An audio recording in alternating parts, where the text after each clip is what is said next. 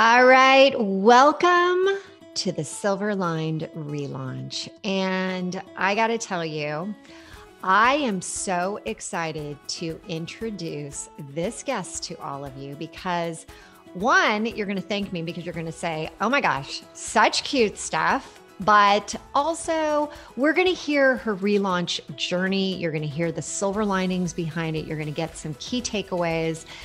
It's just awesome. This episode is brought to you by the Fired Up Entrepreneur Program. And this is a program that we are so proud of.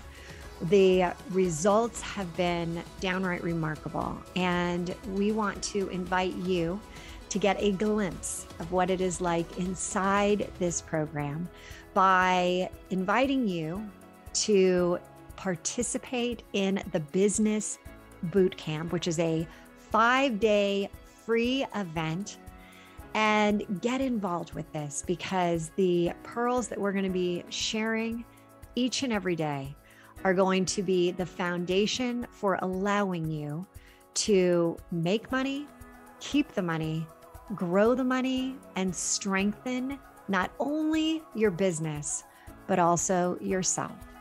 So please take advantage of this and join us at our next boot camp.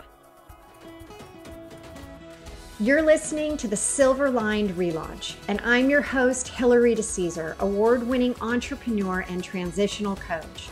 Each week, I'll invite you to tune into inspirational stories, revealing how you too can turn ordinary experiences into the extraordinary. Feeling stuck?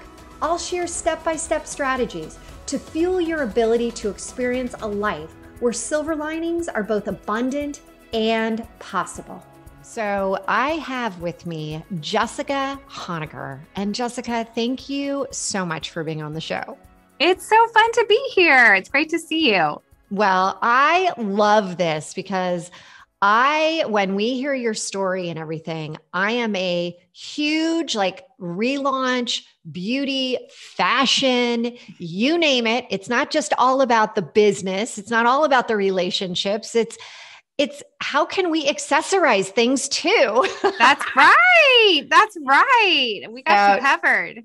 So Jessica, tell us a little bit of your story and let's dive into that significant relaunch that really shifted and transformed where we are today. Yes. Well, I absolutely love talking about this. So I am the founder and co-CEO of Noonday Collection, and we are a fashion brand that is creating economic opportunities for people that live in more vulnerable communities around the world. So we partner with about 30 different artists and businesses in more vulnerable areas of the world. And we create a marketplace for their beautiful handmade goods, home goods, bags, accessories, you name it. And we create a marketplace through an incredible group of women across America that we call Noonday Collection ambassadors. And these women earn an income while making an impact. And I love it. And again, I said, I went on there and I'm getting a few of these items. So you're going to see some fun things that I'm going to be posting over the next, couple weeks. That's right. One thing I have to ask you though, even as you start here, the name Noonday. Yes. Noonday Collection. Where did that come from? Yes. Well, when I was wondering what I should name this business, because I'll tell you how it all started. I knew I wanted it to be something that was hopeful and happy. And there is an old scripture that had always meant a lot to me from a book in the Old Testament of the Bible called Isaiah 58. And it says, when you satisfy the needs of the oppressed, your night will become like the noonday. And I just got chills. Yeah. So I knew I just wanted something that was hopeful and sunny and really showed us that we can create possibility where there is heartache. This is music to my ears because at the end, I'm asking you one question that ties so nicely into that. Oh, All right. good. Yeah. Okay. So now let's jump back into your relaunch. Relaunch. Noonday was really born out of a relaunch. My husband and I were flipping homes, AKA Chip and Joanna Gaines style. We were the original Chip and Joanna, and we actually live in Texas too. No way. And we were flipping homes, and I was running a real estate business when the recession hit of 2008. And we were right in the middle of adopting. We had two kids the old fashioned way, but we were in the middle of adopting our third child. My husband and I had always wanted to grow our family through adoption. So we had identified an orphanage and a child in Rwanda.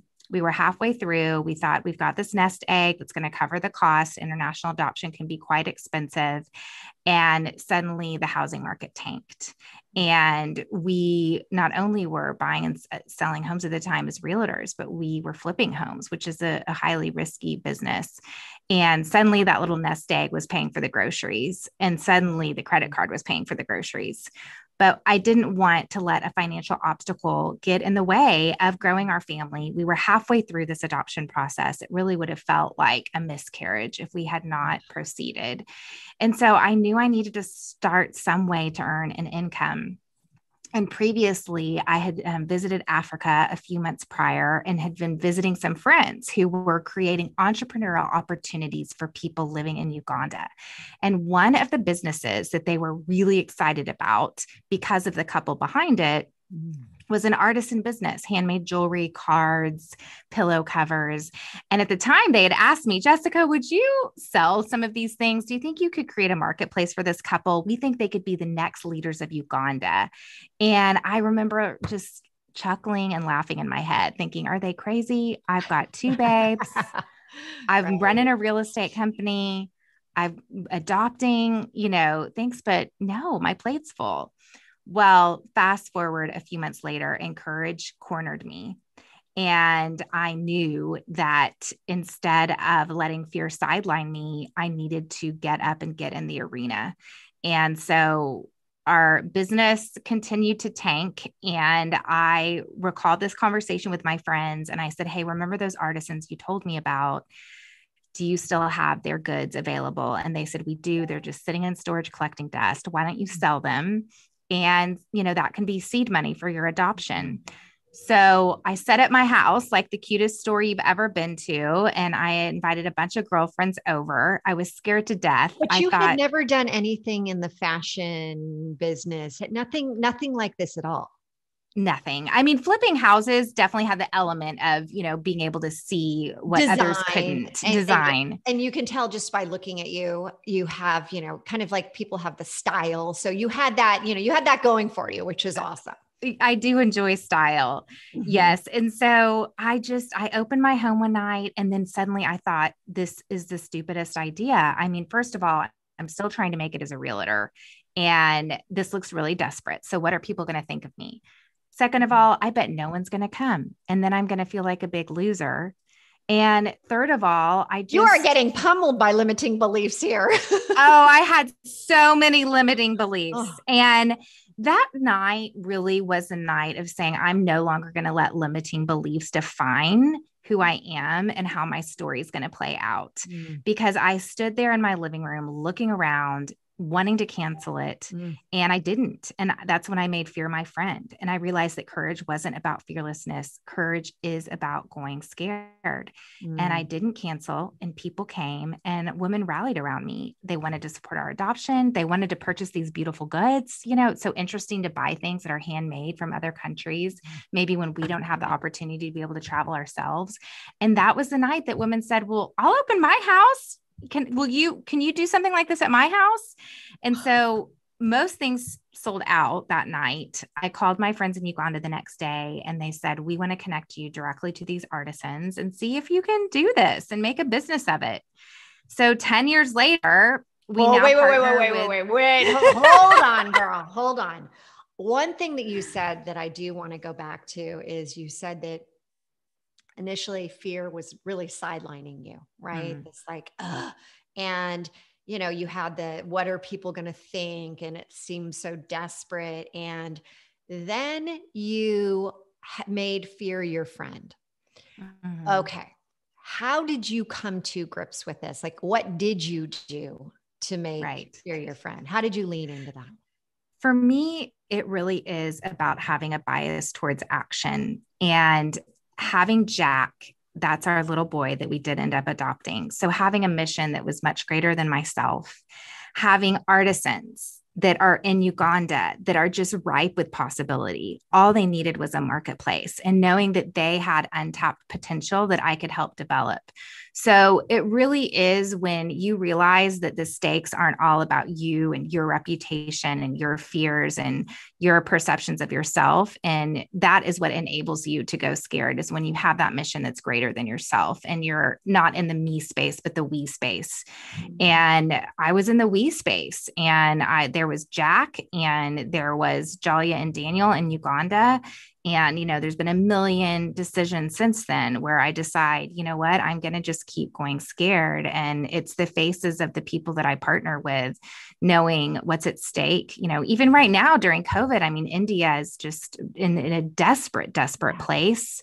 It's awful. And, we are in the middle of partnering with them and their fear. And there's days when it's hard running a business, and it requires a lot of effort to sustain an entrepreneurial company over time.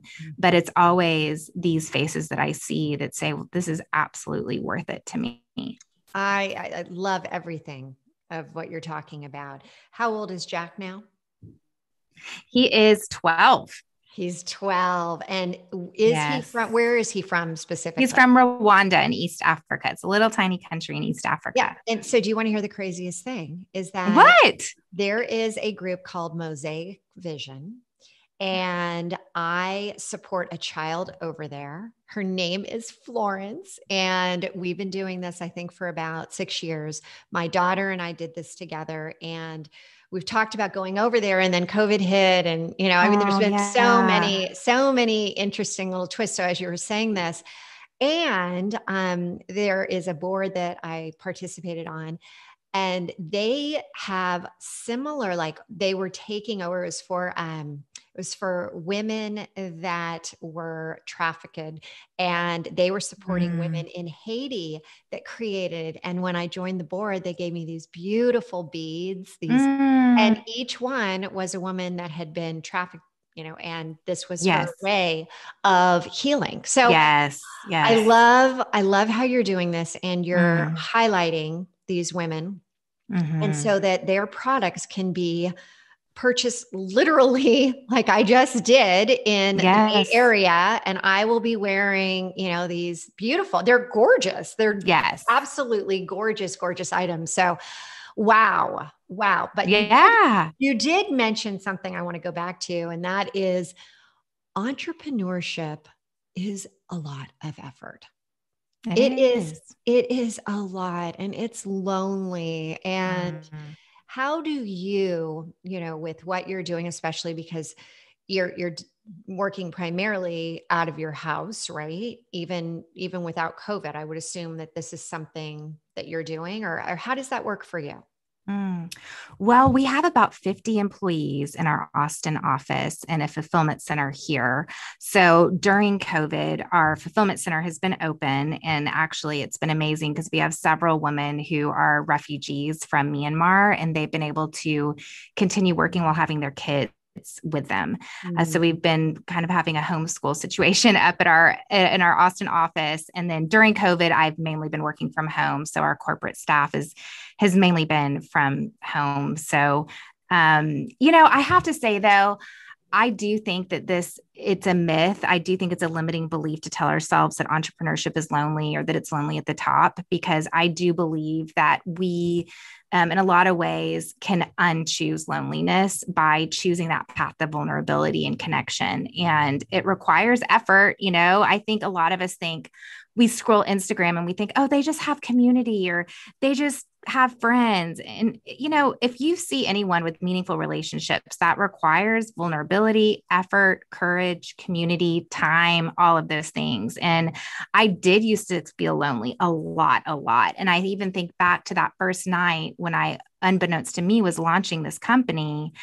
I didn't think anyone was going to come because I was in a time of loneliness. But that was the beginning of me to begin to unchoose that path and to choose a path of community and vulnerability. And my life is so different now. I mean, we have thousands of women around the country that are creating a marketplace for these artisans.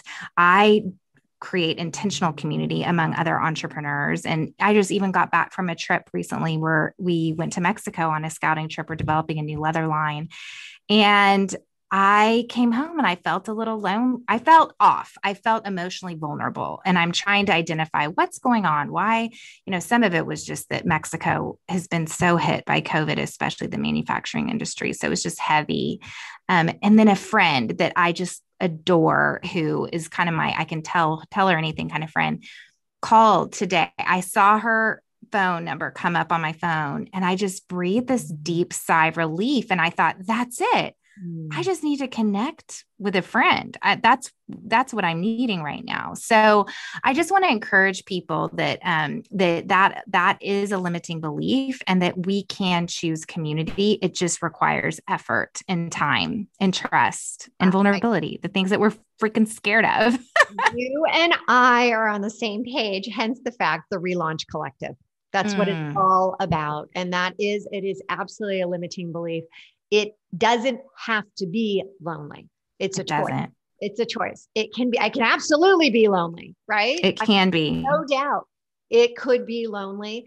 And that's the thing. You don't have to have it be lonely. And I love that you said it's about vulnerability. It's about being willing to open up and say, I need more. I know that one of my core values is around love, but where do I really see love? Love is connection for me. And when I'm not feeling it, I feel disassociated. I feel detached. I need to get back with people, right? That's like my key, like who can I call? What can I do? So I love all that. This is so great. And I love to hear that you are scaling it. You are taking on new areas in the business and the growth. So when you look back on your former self and you were struggling in that, 2008, the housing market, crashing, what would you say to yourself at that point? I would say to her, take the long view. I think I used to live life like everything was urgent and needed to be done yesterday. And I haven't had a lot of patience. And as I've been on this entrepreneurial path now for, a decade, I am now understanding the power of just being faithful to my purpose, being faithful to my values, being faithful to my mission, and finding a lot of joy in that instead of being so outcome oriented.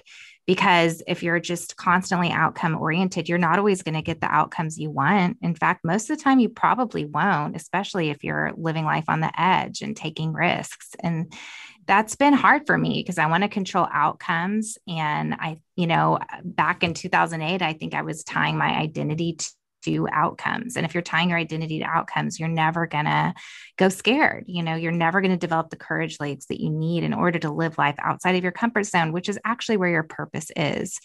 And I would tell her, I would comfort her. I would give her some compassion and I would say, all right, let's keep walking and let's be faithful to those, those little yearnings in my heart that I had.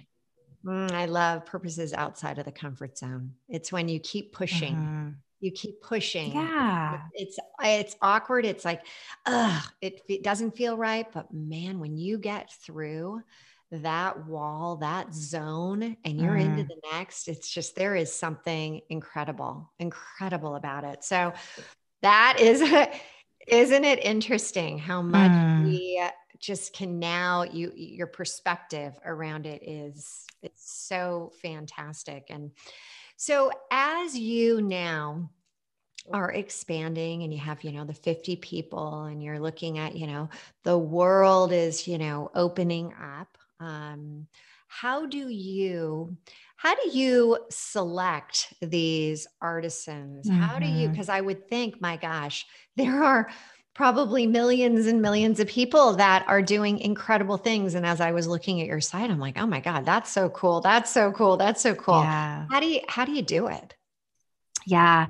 Well, right now, we really are in a place of wanting to grow and sustain the partnerships that we do have. But I mentioned, and we did recently go to Mexico, and we really are market driven. So we never want to be a charity buy. I mean, we've been featured in Vogue and Elle, BuzzFeed, Fast Company, Inc., you name it. And we know that we need to be market driven. And, we've all, for any of us who've traveled, we might have bought something from someone because we felt bad for them, but then that's not going to create sustainable opportunity. So we are creating a home line behind the scenes, and that's what led us to Mexico. Mexico has just incredible ceramics and glasses. So what's crazy is we realized we wanted to go into Mexico. We also are developing some leather. We currently have leather products, but one of our Indian partners doesn't want to work in leather anymore. So that opened up this opportunity. So the very week, I recalled a conversation that I had with someone about 8 years ago who also was very involved in Rwanda. And she had told me that she works in leather in Mexico. Well, I remember that conversation. I somehow dug through some emails and I emailed her, and she said, we've just started to create for other brands now. They usually had only been doing it for their brand. So she says, and we're just in the middle of building a school for all of our artisans. And so I said, well, we would love to come and visit. And then that same week, we had someone reach out to us and say that they had just started working with glass and ceramic artisans in Mexico. And would we like to look into their products? So a lot of times that's how it's happened. When you're open to that possibility, and often you begin to see it. And that's what happens for us. We get a lot of inbound now because people know about Noonday Collection. They know that we're artisan and handmade. So we get a lot of people who reach out. But then if we're actually looking for a certain type of product line, then we'll get on a plane and we'll go to the market and start scouting out artisans who are hungry to create a marketplace for people in their community. And did it start with, was there a certain product that you were starting with, jewelry, and then it's expanded out? Because I know you've also had yeah, all these other areas. We did. It started off with this jewelry mainly, and there was this one necklace, and it was made out of seeds from Uganda. And every woman at my original trunk show is what we call the Noonday Collection trunk shows, which anyone is able to open their homes. We've had to go totally virtual this last year, but now people are opening their homes again. And we bring a global marketplace into your home, into your community. And there was this one necklace that my friends said, if you can get me more of that, I am in. I'm going to open my house for my friends. And that one necklace really is what started Noonday. And then paper beads. This is what our original artisans in Uganda were making, Jalia and Daniel. Well, actually, they weren't making it. I thought they were, because I had this just box of things, and it was everything from pillow covers to earrings. So when I connected with my Ugandan artisans way back, 10 years ago, and I said, can you get more paper beads? Well, unbeknownst to me, they had no idea how to make these paper beads, but they went and figured it out. They said, of course. And you'll have a box delivered to you. Do that. Of course we can. It'll be delivered to you in a month. They didn't have a bank account. They didn't have a computer. They were going to internet cafes, all of these things behind the scenes, but just their entrepreneurial spirit is such a testament to possibility. And so they went and figured it out, and they still do. I mean, they now have a store right by the American Embassy in Kampala. Of course, that's been really affected during the pandemic. And I think what you've heard me say throughout this conversation is, as optimistic as things are looking in the United States right now, most of the countries where we partner, there aren't vaccines yet, or it's for a very limited amount. And so it's still really hard. So that's where I'm holding these tensions right now of just being so excited to be traveling again and, doing things that I used to do, but then also just keeping these people in my heart, which is why it's so powerful to use your purchasing power for good. And when you shop from Noonday, you certainly get to do that. So if I ask you, what are you hoping to bring this company into? Where would it be in 5 years? Gosh, in 5 years. So right now we have around 2,000 ambassadors, and these are the women around the country who earn an income while also making an impact. We would love to see 10,000. I mean, that is our dream. We haven't even scratched the surface of brand recognition. We've grown organically and, we're expanding. We are super excited about doing more home. We've got other things in the works, and we really want to be that one-stop shop for all things handmade that make a difference and that are absolutely beautiful. I mean, income and impact. That's what we all want, right? I mean, come on. Aren't we all going for that? Yes. No doubt. That's incredible. Well, as we now shift our ways into what I call the rapid fire questions, I would ask you, all right. So on your site right now, what is your favorite item right now? That's like you need it. You want it. Well, I would tell you the candles, which is so random because if you cruise our website right now, it is primarily jewelry and bags. So that's probably just coming because I created the scents and I am really sensitive to smells, very sensitive to smells, and rarely ever am able to even buy a candle that doesn't give me a headache. And so we worked with a scent specialist for a year to create one scent that is a little bit musky, a little bit masculine, and then this other scent that's just really fresh. And they just make me so happy and fill my home with such love. And the canister that it comes in is handmade by Indian brass artisans and can be reused, and they make for great gifts. So it's been fun for me, at this time of year when you're giving graduation gifts or just end of year thank yous or teacher presents, to be able to just have an easy, really beautiful candle to give it's brought me a lot of pride as the founder. And I also think that there's something when you walk into someone's house and it has a smell to it, that is, yes, it's welcoming. It is. It's nostalgic. It's like, I can still remember the smell of my childhood home. I can remember my grandma. So I love that. I also think about when I walk into the Gansevoort Hotel in New York, and it's got this very smoky, as you said, it's got this like, ooh, I love that. So I have to check that one out. Yeah. Check it out. So you get to travel when you're allowed to travel, and you get to go to all these places that are off the beaten track, not necessarily where, people would say, hey, I want to go visit there. Which country has been, or which city or what has been the most impactful for you, and why? Well, I am actually I have 3 children and my husband, and we're all going to Guatemala in July. And this is because I met my husband actually while serving in Guatemala as a teacher. And I had no idea that 10 years later, we would be creating a marketplace. We work with bead artisans and women who use the backstrap loom. And it is off the beaten path. You got to take a plane, you got to get, rent a van, you got to take a boat out on this beautiful area called Lake Atitlan. And it's where my husband proposed to me.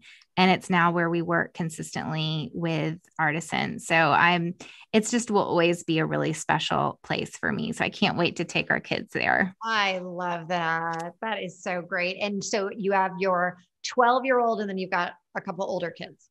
Yep. A 13-year-old and a 15-year-old. Oh, that's perfect. Yes. So awesome. Okay. So what's your favorite food in Guatemala? What would be that, like, I'm so excited to go there and have? The tortillas. Oh, they're just, I love homemade. Yeah, it's all from hand ground corn that often women in the morning go and wait at the mill, and then it gets ground, and then they cook it over an open fire. And there's just nothing like a Guatemalan tortilla. Have you tried making them? I did in Guatemala, but there's no way I could make them here because I can't hand grind the corn, which is really what it's all about. But yeah, even last night, it was Taco Tuesday night in our home. And I was like, guys, I just can't wait for y'all to experience Guatemalan tortillas. Oh, that's so much fun. Okay. So I mentioned that I do love the fashion and all this beauty products, things like that. What is your favorite beauty product by name? There is a product by Beauty Counter called the Lotus Glow Cleanser, and I love it. I agree. Do you have it?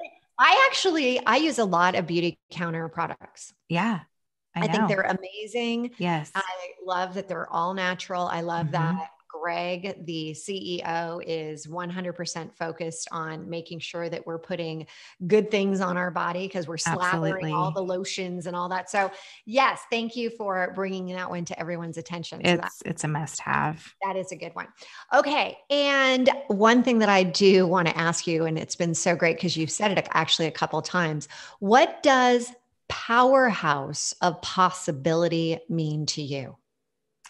When I think of power, I really think of how can we use our power to create flourishing power for people. And I think as a leader, especially, that means leaving some of our own power untapped so that other people can tap into their power, and being able to see possibility in others that they might not see in themselves and help them to create power for themselves is really what Noonday is actually all about. That is such a unique perspective. Leave some available so that others can actually tap into it. Yeah. Well, think about it. I mean, especially in a role as a leader, you could, even as a creator, I could create a lot and drive my ideas through without really creating space for other people's ideas. So, it's often leaving some of my ideas untapped so that other people can have their chance to see their ideas come to possibility. Okay, that's awesome. And Jessica, how can people find you, see these cool things, buy some of these amazing items? Absolutely. Well, head over to noondaycollection.com. We have you covered. Statement earrings are back now that we are not having to wear masks every single place that we go. And I hang out on Instagram a lot. Jessica Honegger, it's 2 Gs. I have a podcast called the Going Scared Podcast, a book called Imperfect Courage. But more than anything, what matters to me is creating dignified work for people around the world. So we'd love to have you open your community to Noonday Collection.